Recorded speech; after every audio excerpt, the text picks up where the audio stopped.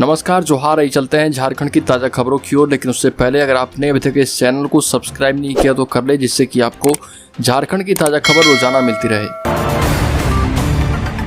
पहली और बड़ी खबर, अब 1932 खतियान पर शिबू सोरेन की एंट्री हो चुकी है। झारखंड मुक्ति मोर्चा के विधायक लोबिन हेम्ब्रम के जारी विरोध के बीच शिबू सोरेन राज्य में 1932 खतियान लागू करवाने को लेकर एक बड़ी बैठक बुला सकते हैं, जिसमें राज्य सरकार को 1932 खतियान को गंभीरता से लेते हुए इसे जल्द से जल्द लागू करने पर विचार करना होगा और इसमें आने वाली कानूनी अड़चन पर भी चर्चा हो सकती है। आपको बता दें कि लोबिन हेम्ब्रम मीडिया के सामने कई बार कह चुके हैं कि मुख्यमंत्री ने चुनाव से पहले 1932 का वादा जनता से किया था और उसे पूरा करना होगा।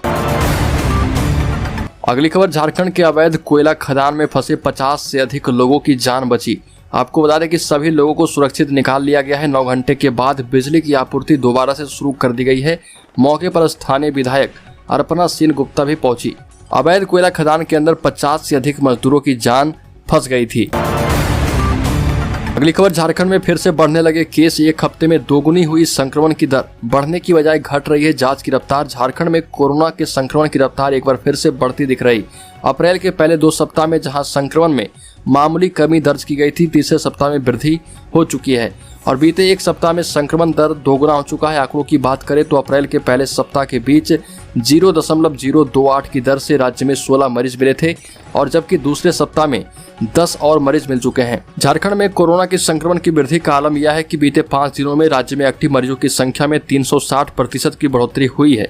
बीते 16 अप्रैल को राज्य में महज 5 एक्टिव मरीज थे, जो 20 अप्रैल को 18 हो गए। वहीं 16 अप्रैल को राज्य के 23 जिलों में एक भी एक्टिव मरीज नहीं थे, केवल रांची में ही 5 एक्टिव मरीज थे, जबकि 20 अप्रैल को रांची के साथ धनबाद में भी कोरोना के मरीज मिल चुके हैं। अगली खबर, जनजातीय मामलों के केंद्रीय मंत्री अर्जुन मुंडा ने झारखंड के मुख्यमंत्री हेमंत सोरेन को पत्र लिखकर राजधानी रांची के सिमर टोली में सरना पूजा स्थल पर भवन निर्माण के शिलान्यास पर सवाल खड़ा किए और कहा कि अगर आदिवासियों का विकास करना है तो भवन निर्माण नहीं बल्कि उनके जल जंगल जमीन की सुरक्षा करें और उन्हें अच्छे तरीके से विकसित करें। दुर्भाग्यपूर्ण बताया कि झारखंड सरकार आदिवासी पूजा स्थल पर भवन बनाकर आदिवासी संस्कृति को बढ़ावा देने के प्रयास कर रही है, जबकि इसके विपरीत आदिवासी संस्कृति को अगर बचाना है तो सदृश प्रकृति के साथ सद्भाव में रहने की अवधारणा को झारखंड सरकार को बढ़ावा देना चाहिए। अगली खबर, झारखंड में पंचायत चुनाव में हो सकती है देरी। ओबीसी आरक्षण मामले में 25 को होगी सुनवाई। सुप्रीम कोर्ट में झारखंड पंचायत चुनाव में ओबीसी आरक्षण की मांग को लेकर दाखिल याचिका पर सुप्रीम कोर्ट में सुनवाई हुई थी, जिसके बाद अब 25 को फिर से सुनवाई होगी और पंचायत चुनाव में ओबीसी को आरक्षण देने की मांग को लेकर दाखिल याचिका पर सुप्रीम कोर्ट सुनवाई कर रहा। हो सकता है कि झारखंड में पंचायत चुनाव फिर से एक बार टाली जा सकती है, क्योंकि जब तक सुनवाई नहीं होगी तब तक हो सकता है सुप्रीम कोर्ट इस पर रोक लगा दे। झारखंड के ओबीसी लगातार मांग कर रहे कि सरकार ओबीसी आरक्षण पंचायत चुनाव में उन्हें भी दे। अगली खबर, प्रचंड गर्मी में झुलस रहे झारखंड में सियासी तापमान भी चरम पर है। अच्छे मौसम के लिए पहचानी जाने वाली राजधानी रांची का तापमान 40 डिग्री सेल्सियस से ऊपर चल रहा। यहाँ के बासिंदे इतनी गर्मी के आदी नहीं हैं और बेकरार हैं कब इंद्र देवता उन पर राहत की फुहार बरसाएंगे। लेकिन राजनीतिक रूप से बढ़े तापमान से राज्यवासियों को बहुत ज्यादा अचरज नहीं है। पिछली रघुवर दास की सरकार को छोड़ दिया जाए तो यहाँ का राजनीतिक इतिहास काफी उथल पुथल भरा रहा। एक बार फिर राज्य ऐसी ही परिस्थितियों की तरफ बढ़ता दिख रहा। कारण है गठबंधन सरकार के मुख्यमंत्री व झारखंड मुक्ति मोर्चा के कार्यकारी अध्यक्ष हेमंत सोरेन और उनके भाई विधायक बसंत सोरेन द्वारा खनन पट्टा लेने को लेकर उभरा विवाद। पूर्व मुख्यमंत्री और भाजपा के राष्ट्रीय अध्यक्ष रघुवर दास ने ही इसे सार्वजनिक किया है और इसके खिलाफ भाजपा ने राज्यपाल से लेकर निर्वाचन आयोग तक गुहार लगा दी है। अब देखना होगा दोस्तों की जनप्रतिनिधित्व कानून के मुताबिक मुख्यमंत्री हेमंत सोरेन पर क्या कार्रवाई की जाती है। अगली खबर, झारखंड हाई कोर्ट ने लालू यादव को दी जमानत। 10 लाख देकर जेल से छूटेंगे। चारा घोटाले के 5 मामलों के सजायाफ्ता राजद सुप्रीमो लालू प्रसाद यादव को झारखंड हाई कोर्ट से जमानत मिल गई है। जस्टिस अपरेश कुमार सिंह की अदालत ने लालू यादव को कुछ शर्तों के साथ जमानत की सुविधा प्रदान की है। चारा घोटाले के 5 मामलों के सजायाफ्ता राजद सुप्रीमो और बिहार के पूर्व मुख्यमंत्री लालू प्रसाद यादव की जमानत पर झारखंड हाई कोर्ट ने सुनवाई के बाद उन्हें बड़ी राहत दी है। अगली खबर, झारखंड के शिक्षकों को सरकार ने दी बड़ी खुशखबरी। वेतन के लिए मिले 477 करोड़ रुपए। झारखंड सरकार ने माध्यमिक एवं +2 स्कूलों के शिक्षकों के वेतन के लिए 477 करोड़ रुपए जारी कर दिए। माध्यमिक शिक्षा निदेशालय ने अपने आदेश में कहा कि विशेष परिस्थिति में इस फंड से बकाया भुगतान होगा। माध्यमिक शिक्षा निदेशालय ने सभी कोटि के माध्यमिक विद्यालयों एवं +2 स्कूलों के शिक्षकों एवं अन्य कर्मियों के वेतन के लिए 477 करोड़ रुपए जारी किए हैं। इनमें 366 करोड़ रुपये माध्यमिक एवं 110 करोड़ रुपये प्लस 2 स्कूलों के लिए जारी किए गए। अगली खबर, झारखंड सरकार के पेयजल एवं स्वच्छता मंत्री मिथिलेश ठाकुर की सदस्यता का मामला भारत निर्वाचन आयोग पहुंचा है और विधानसभा चुनाव के समय उनके द्वारा ठेका कंपनी संचालित किए जाने तथा इसे लोक प्रतिनिधित्व अधिनियम की धारा 9A के दायरे में आने की शिकायत मिलने के बाद भारत निर्वाचन आयोग ने राज्य के मुख्य निर्वाचन पदाधिकारी से इस पर नियमानुसार कार्रवाई करने को कहा। साथ ही ये भी रिपोर्ट की जानकारी भी देने को इसमें कहा गया है। अगली खबर, केंद्रीय माध्यमिक शिक्षा बोर्ड CBSE बोर्ड परीक्षा 2022-23 कक्षा 10-12 के छात्रों के लिए जारी किया गया है। संशोधित पाठ्यक्रम में इस वर्ष प्रमुख विषयों के लिए और भी कटौती देखी गई। बोर्ड ने इस वर्ष के लिए भी अध्यायों की मात्रा को सीमित रखने का निर्णय लिया है। इसके अलावा CBSE पाठ्यक्रमों को शर्तों में विभाजित नहीं किया गया है, जो कि टर्म वाइज बोर्ड परीक्षा के उलट होने और मार्च में एकल बोर्ड परीक्षा की वापसी का संकेत भी देता है। अगली खबर, झारखंड सरकार के आदेश से झारखंड में मचा हड़कंप। 4000 घरों में एक साथ छापेमारी की गई, 2 करोड़ रुपए जुर्माना की वसूली।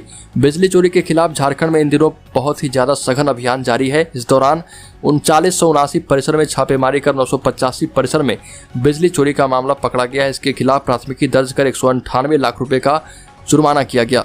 छापेमारी के दौरान रांची में 64, गुमला में 36, जमशेदपुर में 50, चाईबासा में 36, धनबाद में 29 घरों में बिजली चोरी पकड़ी गई। अगली खबर, गांव की सरकार के चुनाव में वार्ड मेंबर प्रत्याशी प्रचार के लिए गाड़ियों का उपयोग अब नहीं कर पाएंगे। मुखिया, पंचायत सरपंच को 2 और जीप सदस्य पद के दावेदारों को 4 वाहनों के उपयोग की मंजूरी दी गई है और राज्य निर्वाचन आयोग की ओर से पंचायत चुनाव में उम्मीदवारों के प्रयोग के लिए वाहनों के इस्तेमाल को लेकर गाइडलाइन जारी की गई। इसके तहत मुखिया व पंचायत समिति सदस्यों को चुनाव प्रचार और मतदान के दिन भ्रमण के लिए 2 वाहनों के प्रयोग की अनुमति दी गई है। जिला परिषद सदस्य के प्रत्याशी 4 गाड़ियों का इस्तेमाल कर सकते हैं, जबकि वार्ड सदस्य के उम्मीदवार को चुनाव प्रचार और भ्रमण के लिए वाहनों का उपयोग करने की इजाजत नहीं दी गई। अगली खबर, रांची में पिछले 45 सालों में जितनी गर्मी नहीं पड़ी उतनी गर्मी पिछले 7 सालों में पड़ी है। साल 1969 से 2014 तक यानी 45 साल में अधिकतम तापमान का औसत 35 डिग्री रहा, जबकि साल 2015 से 2021 तक अधिकतम तापमान का औसत 36 डिग्री रिकॉर्ड किया गया है। 7 साल में औसतन 1 डिग्री तापमान बढ़ गया। मौसम वैज्ञानिक के अनुसार झारखंड में इसका प्रमुख कारण जलवायु परिवर्तन है, जिसके कारण गर्मी बढ़ रही है। जलवायु परिवर्तन के कारण 45 सालों की तुलना में इन 7 सालों में औसतन न्यूनतम तापमान में 0.9 डिग्री बढ़ गई है। इससे गर्मी ज़्यादा पड़ने लगी। मौसम केंद्र के अनुसार अब रांची में गर्मी पड़ते ही बारिश होने की संभावना खत्म हो गई है। अगली खबर, झारखंड में आचार संहिता के कारण 15,000 संविदा कर्मियों का नियमितीकरण टला। चुनाव आचार संहिता ने हजारों संविदा कर्मियों को निराश कर दिया है। यह वो संविदा कर्मी थे जो 2001 के पहले भर्ती हुए थे। इनको सरकार के आदेश पर नियमित होने की प्रक्रिया चल रही थी। विभागीय अफसरों की लचर कार्यप्रणाली की वजह से नियमित नहीं हो सके। ऐसे आधा दर्जन विभागों में तैनात 16,000 के करीब संविदा कर्मियों का नियमितीकरण अभी टल गया है। इस दायरे में सबसे ज्यादा संविदा कर्मी नगर निगम, वन विभाग, परिवहन निगम, शैक्षिक संस्थाओं और विभिन्न निगमों में 2 दशकों से तैनात हैं। सरकार के आदेश का समय से क्रियान्वयन नहीं होने का खामियाजा संविदा कर्मियों को भुगतना पड़ा है और नतीजा यह है कि नियमित होने के इंतजार में संविदा कर्मी धीरे धीरे अपनी उम्र के 60 साल पूरे करने के बाद सेवानिवृत्त होते जा रहे। अगली खबर, झारखंड पारा शिक्षकों के मानदेय भुगतान में गड़बड़ी हुई है। 4 जिलों के DSE से कुछ दिनों पहले रिपोर्ट मांगी गई थी, जो कि सरकार को जल्द ही सौंपी जा सकती है। टेट पास पारा शिक्षकों के मानदेय भुगतान में रूल बुक की अनदेखी हुई है और इसे लेकर शिक्षा परियोजना निदेशक ने पत्र लिखा। 4 जिलों को DSE को पत्र लिखकर इसकी जानकारी मांगी थी, जो कि अब सरकार को जल्द ही मिलेगी। और मानदेय भुगतान में कई जिलों में प्रावधान की अनदेखी की बात सामने आई है। इसे लेकर झारखंड शिक्षा परियोजना निदेशक ने पत्र लिखा है। इसके अनुसार पारा शिक्षकों की जिस कक्षा के लिए नियुक्ति हुई उसमें ही टेट में उन्हें सफल होना होगा। इस संबंध में गिरिडीह, हजारीबाग, गढ़वा और पश्चिमी सिंहभूम जिला के DSE को पत्र लिखा गया है। परियोजना निदेशक ने जारी पत्र में कहा कि परियोजना को जानकारी मिली है कि कुछ जिलों में कक्षा 1 से 5 के लिए चयनित शिक्षक कक्षा 6 से 8 में टेट उत्तीर्ण और कक्षा 6 से 8 में चयनित 1 से 5 के लिए टेट उत्तीर्ण है, लेकिन उन्हें टेट सफल पारा शिक्षकों के लिए निर्धारित मानदेय मिल रहा है। अगली खबर, झारखंड प्रदेश आंगनबाड़ी कर्मचारी पोषण सखी संघ की सदस्यों ने दुमका विधायक बसंत सोरेन से एक बार फिर से मुलाकात की है। जामा विधायक सीता सोरेन और शिकारीपाड़ा विधायक नलिनी सोरेन के आवास का घेराव कर दी धरना दिया है। राज्य सरकार से मांग की है कि वह 24 मार्च को सेवा समाप्ति का पत्र वापस ले ले। प्रदेश अध्यक्ष मानवेला मुर्मू ने कहा कि एक तो सरकार नौकरी नहीं दे पा रही और आंगनबाड़ी केंद्र में सेवा देने वाली की सेवा समाप्त भी की जा रही है। यह दुखद है। सरकार के इस रवैये से 10,388 पोषण सखी का भविष्य अंधकार में चला गया है। मुख्यमंत्री से मांग है कि अतिशीघ्र इस पर जल्द से जल्द निर्णय लें। और मीना मुर्मू ने कहा कि सरकार पोषण सखियों के साथ सौतेला व्यवहार क्यों कर रही है। अगली खबर, झारखंड राज्य आंगनबाड़ी सेविका सहायिका पोषण सखी संघ ने आंगनबाड़ी केंद्रों में 3 से 6 वर्ष के बच्चों को 26 अप्रैल से पोषाहार बंद करने का निर्णय लिया है। इस संबंध में आंगनबाड़ी संघ की ओर से सेविका सहायिकाओं ने निदेशक समाज कल्याण झारखंड सरकार, उपायुक्त, नोडल प्राधिकारी सह उप विकास आयुक्त, जिला समाज कल्याण प्राधिकारी और सभी बाल विकास परियोजना प्राधिकारी को पत्र के माध्यम से सूचित कर दिया गया है। आंगनबाड़ी संघ की प्रदेश अध्यक्ष मीरा देवी ने बताया कि पिछले 9 माह से हम सभी बाजार से उधार लेकर आंगनबाड़ी केंद्र चला रहे हैं। अब दुकानदार ने भी उधार देने से मना कर दिया है और ऊपर से FCI से मिलने वाला चावल भी पिछले 6 महीने से नहीं मिला है, जिसके कारण आंगनबाड़ी केंद्र चलाने में काफी परेशानियों का